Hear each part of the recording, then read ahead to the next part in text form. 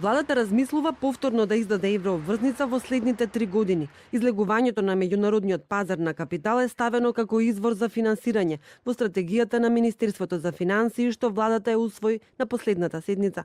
Во неколкуте сценарија се планира да се земат заеми и од домашниот пазар, но и да се повлечат пари од веќе склучени кредити од меѓународните финансиски институции. Во следните 3 години владата планира рекордно ниво на задолжување. Во 2020 година тоа ќе изнесува 54,8% од БДП, што е за над 7% поени повеќе од лани, кога Македонија имаше долг од 4,7 милијарди евра.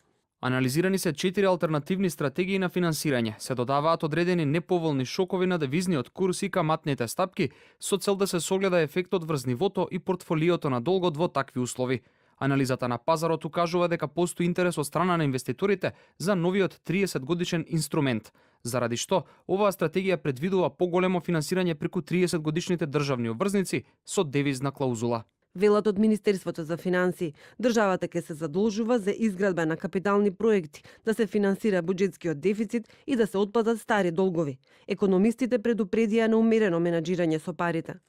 Големи кредити се предвидуваат за јавните предпријатија за инфраструктурна изградба на Македонија. Не е лошо да се направи инфраструктурна изградба, но таа мора да соодветствува на нивото на развој на Македонија.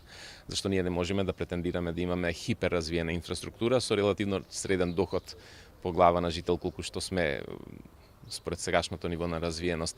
Таа инфраструктура после ќе бара и одржување. Индиректни се приходите и многу споро се враќаат и прашање е дали ќе ја поттикнат економијата директно и така натаму, но расходите за неа ќе мора се отплаќаат. Во стратегијата се очекува бруто домашниот производ во следните 3 години да се зголеми на 5, а буџетскиот дефицит да стигне до 2%.